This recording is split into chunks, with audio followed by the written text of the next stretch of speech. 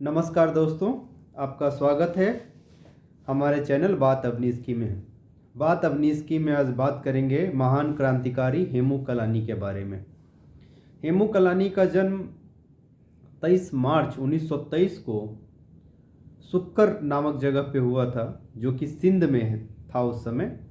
अब वो सिंध पाकिस्तान में है, वो तो सुक्कर भी पाकिस्तान में है। तो हेमू कलानी की स्कूली शिक्षा दीक्षा सुक्कर में ही हुई। उनके ऊपर उनके चाचा का बहुत प्रभाव था। उनके चाचा बहुत महत्वपूर्ण नेता थे कांग्रेस पार्टी के। उनका नाम था मंगाराम कलानी। तो उनसे प्रभावित होकर हेमू कलानी ने स्वराज सेवा नामक एक संस्था को ज्वाइन किया, जो देश की आज़ादी में अपना योगदान दे रहा था। जो स्वराज्य सेना था वो उस समय ऑल इंडिया स्टूडेंट फेडरेशन बोल के एक संस्था थी, उससे संबद्ध था। और हेमू कलानी स्वराज्य सेना के नेता बन गए। उसके बाद सन 1942 में महात्मा गांधी ने भारत छोड़ो आंदोलन शुरू किया। हेमू कलानी भी इस आंदोलन में शामिल हो गए। ये बहुत ही सफल आंदोलन था।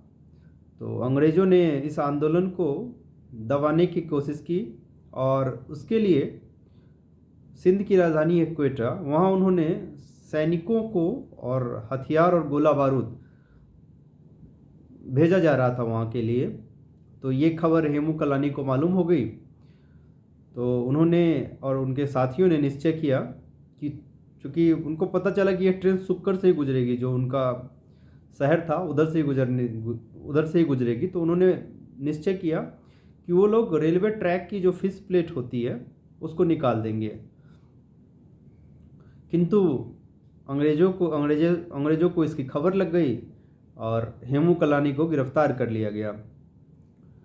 पुलिस उनसे पूछताछ की कि उनको वो अपने बाकी साथियों के नाम बताएं, किंतु हेमू कलानी बहुत सख्त इंसान थे। उन्होंने सारी जिम्मेदारी अपने ऊपर ले ली और उसके बाद उनका ट्रायल शुरू हुआ। उन्होंने पुलिस को तथा कोर्ट को भी कई बार बोला कि अगर अंग्रेज ये सोचते हैं कि एक जो आंदोलन को दबाने के लिए हथियार और गोला बारूद का उपयोग सही है, तो उस हथियार और गोला बारूद को नष्ट करने की कोशिश जो उनके द्वारा की गई थी वो भी बिल्कुल सही है। अंग्रेज़ों ने ट्रायल के बाद मुकदमा चला उनके ऊपर। उसके बाद उनको फांसी की सज़ा सुनाई गई। 21 जनवरी 1943 ईस्वी को भारत के इस महान सपूत को फांसी दे दी गई। जिस समय उनको फांसी दी गई उस समय उनकी उम्र मात्र 19 साल थी। तो 19 साल में भारत का यह महान सपूत हंसते हंसते फांसी पर चढ़ गया।